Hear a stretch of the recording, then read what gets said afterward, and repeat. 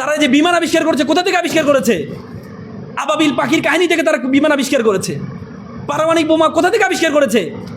যে কোরআনে আবাবিল পাখি যে পাথর পেয়ে ফেলেছে, একটা পাথর বললে এই যারা আসছিল শত্রু, এদেরকে কি বলা হয়? যারা আসছিল তাদের পুরো পেট ছিদ্র হয়ে নিচে পড়ে গিয়েছিল, সেখান থেকে তারা বোমা আবিষ্কার করেছে।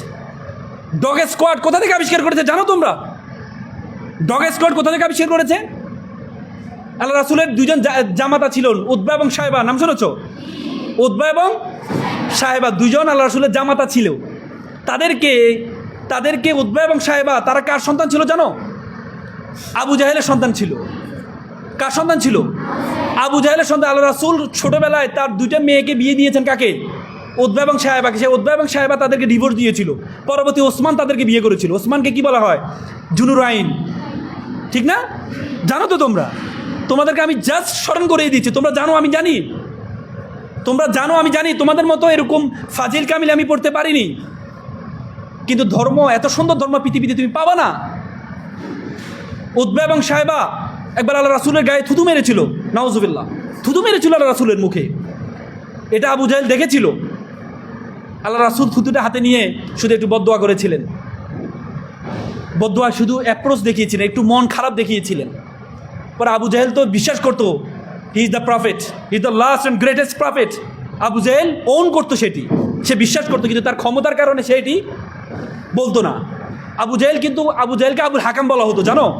হ্যাঁ, জ্ঞানীদের জ্ঞানী ছিল সে, কিন্তু শুধুমাত্র এই কোরআনকে না বোঝার কারণে, রাসূলকে না মানার কারণে তাকে আবু জাহেল বলা হয়, জাহেলদের পিতা বলা হয়।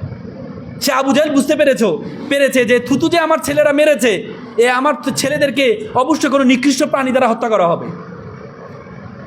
আবু জাহেল তার উতবা এবং সাহেবাকে পাঠিয়েছে সিরিয়াতে ব্যবসা করার জন্য। তখন তার সাথে যারা সঙ্গী ছিল তাদেরকে বলেছে, তোমরা এক কাজ করবা, তাকে যেখানে রাখবা মালামালের উপরে তাকে রাখবা, যাতে কোনো প্রাণী না উঠতে পারে। পরবর্তীতে এই থুতুটা আল্লাহ তাআলা একটা নিকৃষ্ট প্রাণীর মুখে দিয়ে দিয়েছিল, কুকুরের মুখে দিয়েছিল।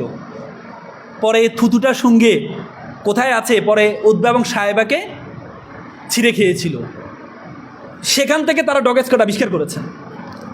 আর মুসলমানরা, আর আমরা কি করছি? আমরা কোরআনের মর্মর্থ বুঝি না। আমরা বলি আলিফ লাম মিম, কোরআনের প্রথম আয়াত আলিফ লাম মিম, অর্থ বলি কি? আল্লাহ এবং তার রাসূল ভালো জানে। তোমরা কি একবার চিন্তা করেছো আলিফ লাম মিম এটির অর্থ? আমরা সবসময় বলি আল্লাহ এবং তার রাসূল ভালো জানেন। এটা নিয়ে কোনো কাফের কখনো প্রশ্ন করেছিল কিনা? কোনো হাদিস আছে যে কাফেররা প্রশ্ন করেছে? কাফেররা তো আল্লাহ এবং তার রাসূলকে বিশ্বাস করে না। তাহলে আলিফ লাম মিম তুমি একটা শুরুতে একটা বলে দিলা, আর কাফেররা বিশ্বাস করে নিল, কাফেররা কোনো প্রশ্ন করলো না কেন? বলো তো, প্রশ্ন করে নাই কাফেররা? কোনো হাদিস আছে বলো? তোমরা তো পড়েছো, অনেক বড় বড় কিতাব আছে, পড়েছো না?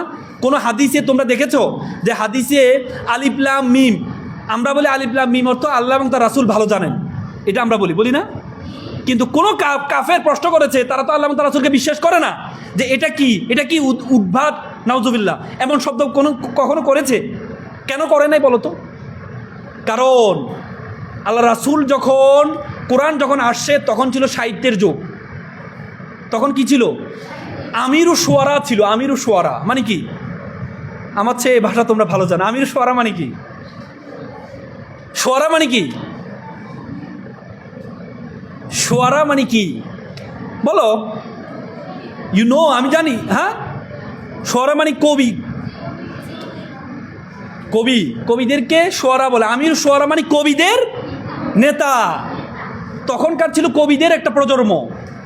আর আল্লাহ তাআলা রাসূলকে পাঠিয়েছেন এমন একটা যুগে যখন সাহিত্যের যুগ ছিল। আর সাহিত্যের মধ্যে সেরা সাহিত্যিক তারা ছিল যারা তাদের বিভিন্ন কবিতার শুরুতে এমন কিছু শব্দবর্ণ ব্যবহার করত, যে শব্দবর্ণ দ্বারা তারা তাদের বংশ যে গাম্ভীর্যতা, বংশের যে গভীরতা সেটা প্রকাশ করত। যারা এই শব্দগুলো ব্যবহার করতে পারত তারা ছিল আমিরুশ শুআরা। তার মানে কোরআন হচ্ছে সাহিত্যের সবচেয়ে বড় সাহিত্য।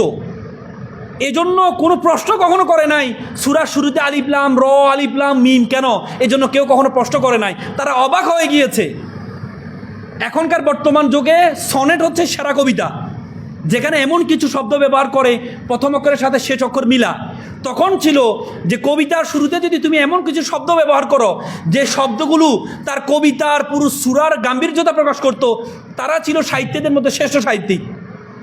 এই জন্য তারা অবাক হয়ে যেত, এত সাহিত্যিক, এত সুন্দর সাহিত্যিক কোথায় থেকে আসে। এই জন্য তারা কখনো কোনো প্রশ্ন করে নাই। এখান থেকে শিক্ষা কি আমাদের? এখান থেকে শিক্ষা হচ্ছে you have to be according to demand of situation. তোমাকে অবস্থার চাহিদা মতো হইতে হবে। সোসাইটি কি বিলং করে, সোসাইটি কি ডিমান্ড করে, সেটি হইতে হবে তোমাকে।